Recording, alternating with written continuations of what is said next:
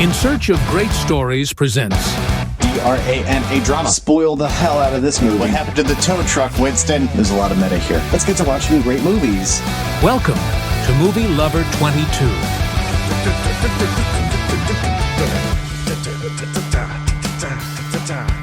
Yeah, Movie Lover 22. That's this show. You know, I have a lot of opinions about movies, so this time, instead of just talking about one movie, we're going to talk about opinions. You know, here's an opinion. I'm tired of artists releasing deluxe editions of their albums. I didn't ask for that. I don't want that. Make a new album. Don't release the same thing with 5 or 6 extra songs. You don't like that doesn't feel like art. That feels like shitty commerce. Anyway, so, you know, instead of doing episodes about movies or lots of movies, I have a lot of thoughts. And, you know, we're kind of indulging the narcissist within me, and I asked my friends, what is an opinion I have that you want to know about regarding movies? And I don't know what this says about them, but they actually asked me questions. And for those of you wondering why this is called Soup Lore, it's the only decent name that I've come across for this, because I am soup, or soupy, is what they call me. And this is kind of like my lore for movies. Some of the other names that I considered was like, director's inbox, or like listener comments. But first, people would have to listen to this show. And there's not much evidence that that's happening. And Popcorn Post is kind of a cute little idea, but I don't like it as much as Soup Lore, which is, you know, the lore that Soupy holds about movies and stuff. So that's where we're at. So we're just going to jump right into it. My friend Tim asked, who is your favorite director and why? And it's David Fincher. It absolutely is. I think there is incredible power in the meticulous nature that he brings to filmmaking. You know, he got his start in VFX and some music videos and commercials, and he understands restraint. He understands, you know, take The Social Network, for instance. That movie has more visual effects than most of its peers, and you'd never fucking know. Like, it's seamless. It's seamless. It's not just restraint, but, you know, it's wisdom when it comes to filmmaking. It's similar to deciding not to play music during a very tense moment, like that one scene in 2001. Also, the first movie I ever saw from him was Fight Club, which to this day is my favorite movie. And it's, you know, he has a fascination with kind of a rebellious nature. Him being kind of a spiritual successor to other filmmakers like Stanley Kubrick and Ridley Scott, he took the important elements of their craft and injected it into something entirely new. So we have almost an entire catalog of rebellious figures, kind of a punk culture kind of thing. He's his own independent spirit, but he's funded on a corporate level with his projects. I mean, you know, look at early pieces of Alien 3 and Fight Club, and then that tells you a lot of what you need to know. But he's a very careful artist, and I think that goes a tremendous way. And I am not a careful artist, and so I think that there is an irony. But yeah, that is my favorite filmmaker. What is your criteria for actually making the effort to go see a movie in theaters?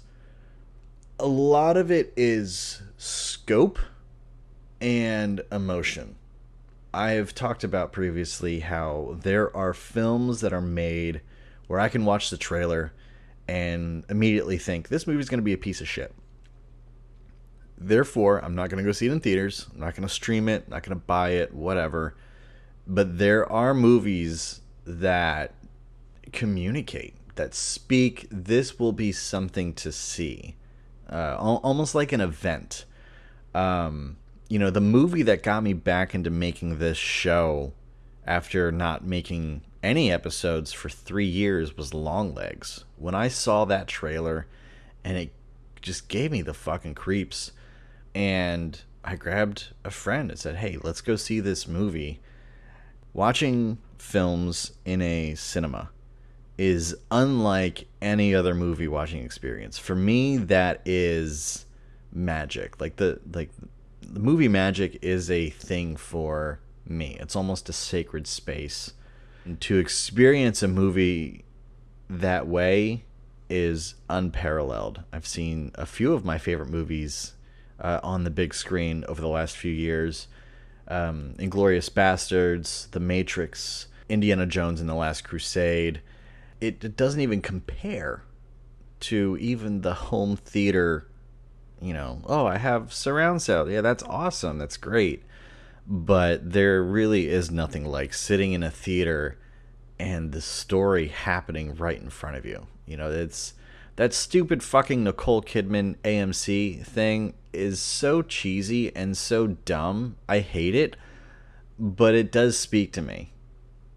If I looked at it on paper and if it wasn't presented in such an awful way, I would be on board with it, because here they are. Yeah, that's actually true. Yeah, I'm with that program. Thanks, Nicole. You can let the movies speak for itself now. What are a couple of underrated movies everyone should see or give a second chance to? I think a lot of movies, people don't even give them a first chance. I mean, that's part of the reason I have this show. So I can, hey, here's a movie you might have missed. And I think it deserves time. I know a lot of people, to talk about Fight Club again, who have never seen Fight Club, and they don't want to. They think it's kind of a dickhead movie. Like they don't see, number one, they don't see it for the comedy that it is, which, to be fair, neither did I when I was younger. I had to watch it with my friend Brian, and he laughed his ass off the entire time, and I was like, oh, there is more to this movie. But there's plenty of movies that people just don't even give the first chance to. There's movies like Short Term 12. People are upset about One Flew Over the Cuckoo's Nest, even though that's maybe one of the greatest movies ever made.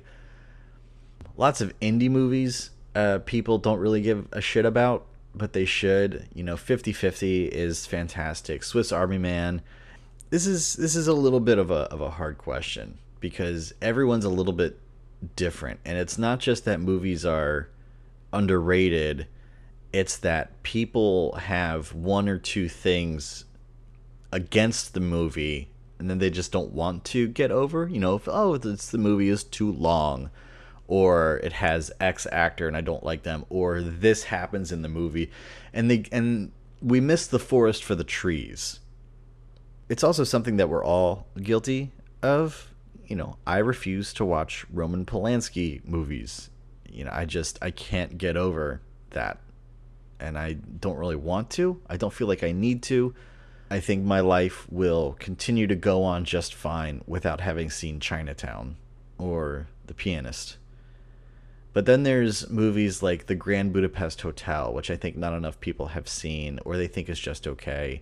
I think Ford versus Ferrari is a tremendous movie, but the reason I like that movie is not really the reason other people would like that movie. It's to take Ford versus Ferrari. It's kind of like Rush with Chris Hemsworth and that other guy that I can't remember his name. Both are here is almost a rivalry where our heroes have to overcome this car-related obstacle to do more car-related things, and also it's all about racing and kind of a triumph of the human spirit kind of thing.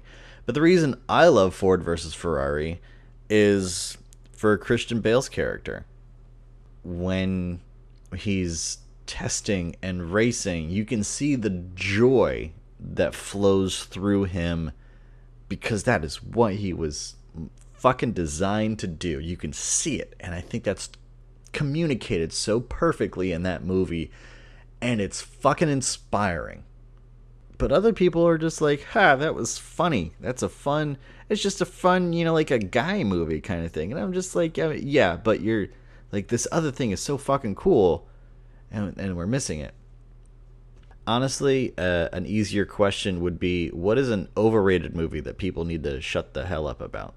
That would be good. A particularly great movie, actually, is In Bruges by Martin McDonagh, which has Colin Farrell and Brendan Gleeson and Ralph Fiennes and Clemence Posey, because I don't know how to say her name. And it's just such a great movie. It's very funny. It's very heartfelt. It is a movie that will make me tear up by the end of it, but it's just done so well. Like there's just so much really great storytelling, great emotion, great character work, and it's about hitmen. It's about hitmen who, in 3 different stages of their career and priority. What do we do next? And it's a fantastic movie. Fantastic movie. I think partially at the end of the day, many movies that I think are fantastic are going to be movies that other people don't want to watch to a degree. Maybe a little bit of an irony, given that I have a show talking about, hey, you should watch this movie. But I think a lot of movies that I would say are underrated are movies that other people would not care about watching. I also think independent movies come up a lot for this kind of topic because they don't get the airplay, they don't get the marketing of the next Marvel movie or whatever. So there's a certain point where's my indie movie list, or it wasn't as impactful as like Juno was, or Her. And then we have movies like Stuck in Love, which is not a perfect movie and definitely has some stupid shit in it, but it's hard to pass up Greg Kinnear as a good character actor. Or Me and Earl and the Dying Girl, which is just a fucking heartbreaking movie and also very, very funny. I did an episode on this in my first season, but Ruby Sparks is also way up there. You have the filmmakers behind Little Miss Sunshine, and you have Paul Dano and Zoe Kazan and Chris Messina, and it's just an incredible piece of creativity. And how could this possibly end well? And going from there, and it's just a terrific film. And at this point, I think I've spent too much time talking about it because I've been racking my brain. But all that to say, I think just about any movie on this podcast is a movie that I think people should check out at least once. This next question comes from Sam, who asks, what do I think of David Lynch? And this is a very interesting question as someone who has not engaged with David Lynch's work very much. I tried watching Twin Peaks when I was probably 20 or 21, and I just couldn't get past the first couple episodes, and I just didn't give it a good shot. But now that David Lynch has passed, I would like to give Twin Peaks another shot and give at least 1 or 2 of his movies a watch. And the reason for that, and that's not something I would do for any director. If another similarly revered auteur passes away, I don't know if I would have a similar reaction, where like I didn't engage with their work much when they were alive, but I'll make an effort now, because many auteurs come across as super fucking boring. I don't feel as if many filmmakers are actually interested in the art and the creativity of doing whatever they want. However, David Lynch has always been just the weirdest guy. Just the weirdest guy. Incredibly honest and forthcoming. And when you look at David Lynch, and I'm certain this would be across the board, whenever anyone thinks of David Lynch, they think that guy is an artist. That guy is doing whatever he wants, as much as he wants, and if there is bullshit, he will get rid of it. I remember seeing a clip when he was shooting, I think, the later season of Twin Peaks, where a shot just was taking too long, and they just couldn't get the scene right. And some producer nearby was like, well, if we need to cut the scene short or whatever. And David Lynch is just like, what the fuck do you mean cutting the scene short? And he has like a 30-second rant on the lack of artistry, basically. On why are we not giving the story its fair shake? We're doing the art. Get the fuck over it. And also give me the money to do the art. And I think that's terrific. I think David Lynch, I think we did lose a great artist when he died. And I think that's as inexperienced of a Lynchian as I am. That might be the most that I can and should say on that. Jules, thank you for asking me questions. You said, how do you think movies influence culture, and how does culture influence movies? That's a very interesting dichotomy. I think those things do go hand in hand. I'm going to bring up Fight Club again. Fight Club was not appreciated when it came out in theaters. No one went to go see it. It didn't become a hit until it went to DVD, and people kind of had that second sight about it, where it was just more accessible at home, I think. There are moments and themes in Fight Club that the public just didn't care about. They just did not appreciate it. There's also kind of a tragedy when it comes to culture and movies, because there are way too many producers who are interested in having their finger on the pulse of the youth culture and churning out movies to reflect that, which tends to produce shit and movies that are overladen with slang. And as someone whose slang really hasn't progressed past 2011 or so, that is very piercing to see. It's very jarring. I don't know if I could quite quantify how much movies influence culture. I think I could probably say that culture influences movies more. I think we have way more movies about culture than we do for culture as a result of movies. At least good ones.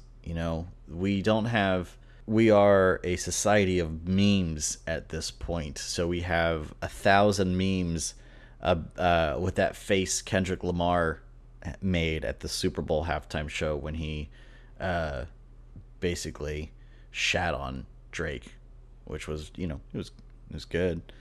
But now it's a meme. And we've taken kind of the effectiveness of that moment, and now it's just a dude with a shit-eating grin. The new Captain America just came out this past weekend, and I have no intention of seeing it. It's not something that interests me. But the general consensus is this is a political movie that is scared of politics. And if that's not the dumbest shit, because how are we going to stand up behind a podium and then read a speech written by a 4-year-old? It's that scene out of It's Always Sunny where Dennis runs for office and he reads the speech that Charlie wrote. It's just, what the fuck are we doing? We're not saying anything. We're not communicating anything. There's no emotion behind it. At the very least, film should have emotion. Right? Emotion isn't art, but art is emotion. If it doesn't give me any sort of feeling except frustration, that this movie is a piece of shit. I think a lot of filmmakers, a lot of artists have this kind of moral responsibility to be influenced by culture. Not in a direct way, but a more indirect way. In that artists are just watching the world around them, watching the shit, watching the horror, watching the joy. And that emotion produces emotion. And the art begets art. To a point where we have filmmakers commenting on feminism, commenting on decisions from the Supreme Court, commenting on who sits in the Oval Office, commenting on the dumb shit their friends are doing, commenting on Twitter threads and turning that into a movie. There's so much to be said, and artists are just doing their hardest to keep up as culture moves so fast around them. Many artists are influenced by culture, and their art becomes their personal response to it, which can be a critique or a celebration. And I think their hope is honestly just to say something. And it doesn't necessarily matter if anyone else listens or notices, but it's a celebration if someone does, because art is meant to be enjoyed and felt. And perhaps it becomes this cycle where culture influences film and film can influence culture. You know, probably one of the most incendiary figures in film in the last 30 plus years is Quentin Tarantino, who has been decried for being excessively violent, but also for being quippy, for using inflammatory language in his movies. And he has stood the test of time, where his movies were influenced by the culture before him. You know, I don't know if any American has seen as many movies as he has. And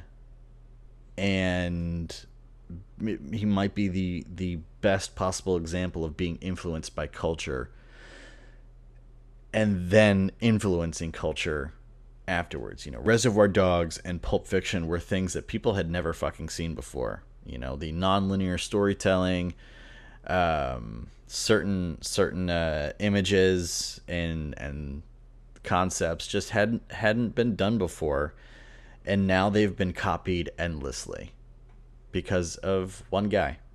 And that might be my best answer for that. Why do some movies become essentially timeless classics while most just seemingly die?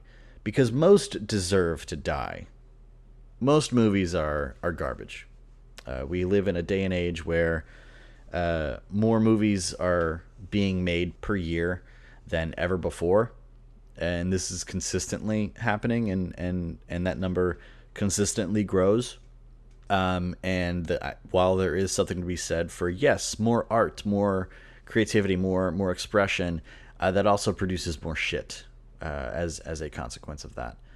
The guy who runs Sundance Film Festival talks about how when digital video was accessible to more consumers, that the submissions just increased and increased and increased. It was so hard to keep up with.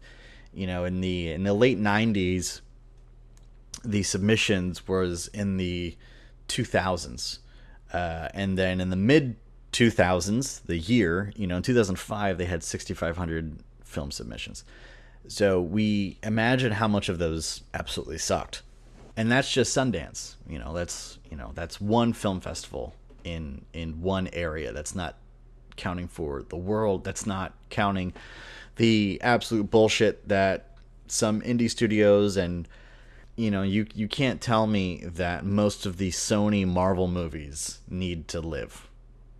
Actually, let's veer from film itself for a moment. And I think perhaps the greatest example, at least living example, for being timeless is probably John Williams.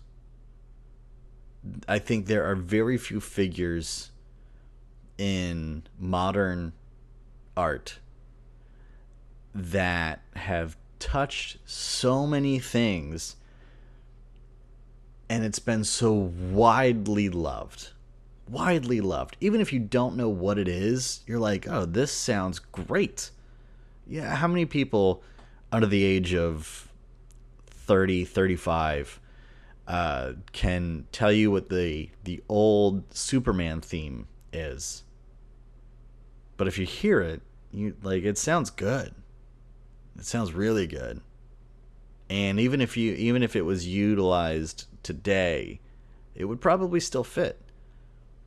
John Williams, he touched Star Wars, Harry Potter, Jaws, Superman, E.T., Jurassic Park. I remember years ago, I worked for my dad, and in my little office, I could listen to music, and I had the Jurassic Park music playing, and my dad walked through and listened to it, and he was like, this really is good music. This is great. Do you own Jurassic Park? I was like, yeah, of course I own Jurassic Park. So let's watch that tonight. We popped it in. My dad had surround sound speakers at the time, and it's an experience, an absolute experience. It's also a movie I got to see in the theater a couple years ago. And John Williams, I don't know how much I can really articulate, but he understands the emotion and the movement of music to such a degree that it touches you, and it tugs at you, and it draws you in, not even mindlessly, like you need it. You're drawn to it. It's an affection, an affection. And that's I think certain films have that as well. But films, in a lot of ways, even though I think film is maybe the greatest format for storytelling, I think films can be less effective than music. I mean, think about classical music. Classical music can move on such a deep level, and it doesn't even have words. I mean, that's why film utilizes music, because it affects our emotions on a, it helps push that needle farther than just the image can. And that might be the best that I can articulate that right now as just a dude with a movie podcast. Jules's final question is, why/what genre explores the deepest human experiences / emotions from your take? That might be the hardest question on this list. Horror, honestly, probably has the biggest swing for human experience. I think fear is a critical and overlooked human emotion. People don't like being afraid, typically, unless we subject ourselves to it. Like the thrill of a roller coaster, the surprise of going to a haunted house kind of thing, or sitting in a theater watching Paranormal Activity. I think horror movies really push, in a lot of ways, that human experience, because we really don't experience fear a whole lot in our day-to-day lives. We would much rather either have joy or complacency. I think for a lot of people, either make me feel good or leave me alone for a lot of things. But when it comes to horror, many great horror movies have in their story arc, and you can track the emotion with it as well as the plot goes on. You have the terror, you have the hopelessness, you have loneliness, and for your average horror movie, you have salvation at the end. You know, Stephen King says that said the scariest word in the English language is alone. Humans are communal creatures. We need, desire, and crave community, and horror movies prey on the lack of it.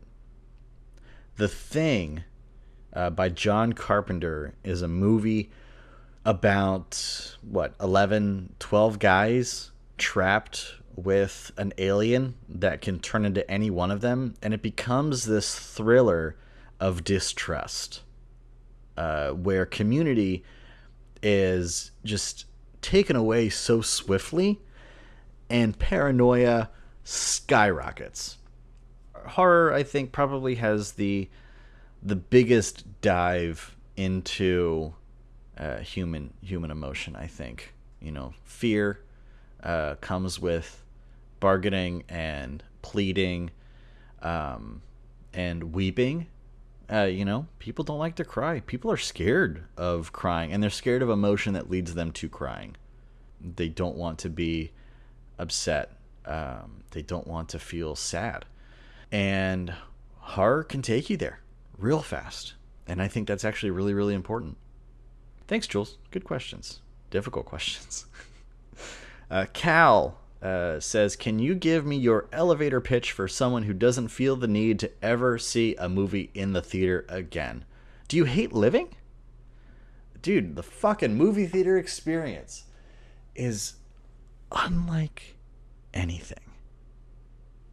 I have had the opportunity to see The Matrix twice in theaters in the last year, and holy shit, is it good. Okay, let's talk about The Matrix for a second. Maybe the greatest action movie ever made. It ends with Wake Up by Rage Against the Machine, and you will never fucking hear that song with such a good sound system as being in the theater. My reasons for not seeing a movie in the theater is, what are my choices of movie theater? Do I trust that this theater cares about my experience? And sometimes they don't. I've had shitty movie experiences where there was like a low hum throughout the entire movie, where, you know, when I saw Deadpool and Wolverine, the projector shook during big heavy bass moments, like explosions and stuff, and like that camera shake isn't supposed to be there, bud. Like, where your theater experiences where the deliverance is, you know, shitting on the intention of the filmmaker is horrendous to me. Other people don't even notice that shit, so whatever. Quentin Tarantino hates theater experiences now because there's digital projection. He compares it to watching a DVD in a big room. And I think that's absolute bullshit. I think that's a very unnecessary stance to take. Also, do you not like a clearer picture? I prefer the Steven Soderbergh take, where, you know, when you see a film reel, it's depressing. There's fragments on screen, you know, there's a hole sometimes, it's fuzzy. Give me digital projection of a film. But sitting in the theater, like, it is how movies are supposed to be experienced. It absolutely is. Home theaters are like, well, if I can't go see it in the theater, I guess this is as good as it gets. Yes, that is it. Pick your favorite movie. Let me go back to my letterbox for a second. Let me just throw some movies out here. Here's a beloved movie, The Social Network, also David Fincher. Seeing that in theaters, which was the first time I ever saw that movie, it's fantastic. The stakes are at an all-time high in the theater. I mean, you hope it is. I've seen some movies in the theater where I was just like, it just wasn't a very good movie. But I can't imagine getting to see, you know, in 1994, 95, seeing the first Mission Impossible in theaters. Holy shit, that must have been awesome. Going to go see Seven or It Follows or The Usual Suspects or American Psycho, American History X. Like, it's just unfathomable, stupidly fucking great movies should be seen on that big screen. And if you can't see it that way, then you do what you can. But if that opportunity comes, I hope you get to see it. I really fucking hope you get to see it. It is powerful. Powerful. Now, I'm sorry, Cal. You asked for the elevator pitch, and that was a trip to the 10th floor. So let me try to give an elevator pitch. I think seeing a movie only at home is a disservice to yourself. Seeing a movie in the theater with a big screen and sound that moves you like it can't move you anywhere else can deliver an emotional and powerful experience that you legitimately cannot get anywhere else. You cannot. If someone tells me that they don't care about going to the movies, like that's just not something they need to do, I don't know how much I would still talk about movies with that person, for one thing.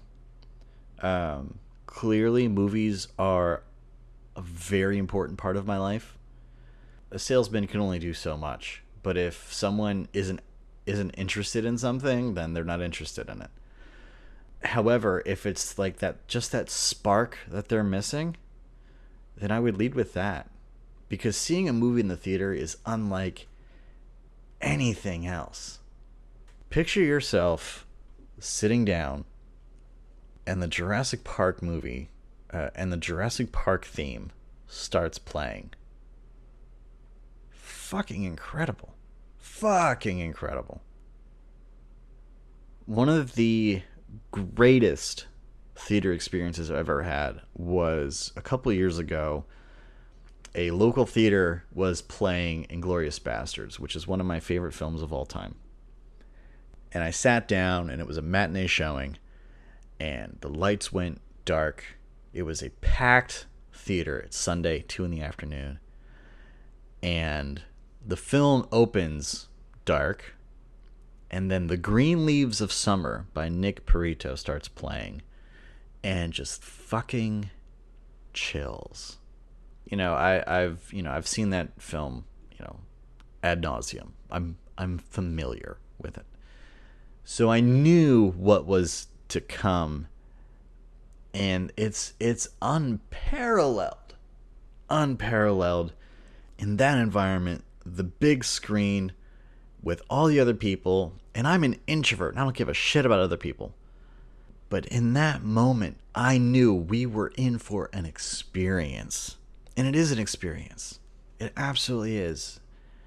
And I think watching movies at home, in a lot of ways, is just to carry us over to our next theater experience. Which is honestly right now very difficult because not many good movies are coming out. And it is infrequent. It really is. Which is very sad. It's depressing. And it gets worse all the time.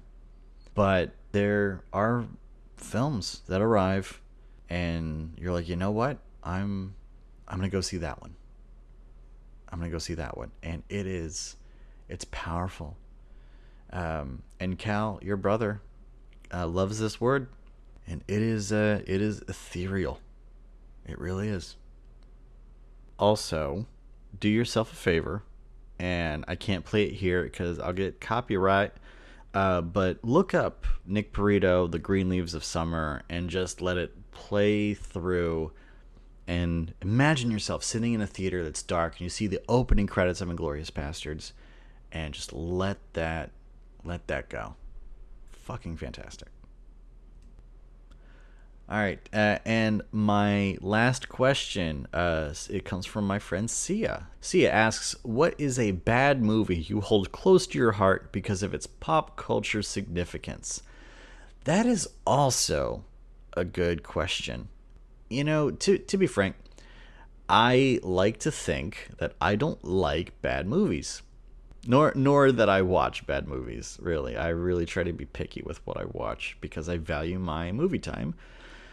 And if I do like something, I like to be able to defend it at least a little bit, even if it's bare minimum, like, well, I like it because, people like what they like, and you should be able to enjoy the shit that you like, even if I think it's dumb, people talk about, oh, that's my guilty pleasure movie or my guilty pleasure show. I'm like, why be guilty about it? If you like it, you like it. It can be shit and you can still like it. Like, that's fine, but it's bad. You just like it. That's fine. Entourage is not a particularly great show, but I like it a lot, honestly. Ari Gold is one of the greatest TV characters of all time, in my mind. A bad movie that I like, and also part of your question is, something that's not particularly good, but I hold dear because of its pop culture significance. I think is a hard. Actually, you know what? Absolute perfect example. It's John Carpenter's Big Trouble in Little China. This is not a good movie. However, it's so fun. Like, it's just a dumb, fun movie, and it plays so well. And I would say that I don't enjoy it because of its pop culture significance, honestly. I enjoy it for the goofiness of it. It's a very different movie, especially for the time. It's 1986, so we had nothing but action heroes. And then John Carpenter gives us a movie where Kurt Russell, action hero, is a bumbling dipshit, and he winds up just being saved by everyone around him all the time, basically. And it's just this goofy, fun movie. A little bit similar to They Live, where it was just kind of an anti-product of the times to an extent. Also a John Carpenter movie, also very good. There aren't a lot of films that are, necessarily bad, but also had pop culture significance. When I think of those, I think of maybe some of the Sony Marvel movies. You have, what was it called? Madam Web. I almost said Lady Spider. It's so bad, and that's the reason it has pop culture significance. Like, how did this piece of shit get made? But I'm just not super that way. I try not to watch those movies. I think to watch them would be just not good. Those are all the questions I had for today. It took me a while. Hopefully we'll see how much I can those are, thank you guys. Those are all the questions I had for today. Thanks for indulging my, my movie narcissism a bit. And, I have some, episodes coming on the pipeline. We're on the, latter half of season 2. And, so I got some stuff that I'm working on for the show. And I will talk to you guys next time. Bye. So this is a little embarrassing. I forgot to record the outro to movielover22, so hey, thanks for listening. You can follow me on Letterboxd under the name Movie Lover Show, and you can send me messages to movielovershow@gmail.com. Feel free to leave a review of the show, and you know what? Tune in next time for the brand new episode of Deadwood. Bye.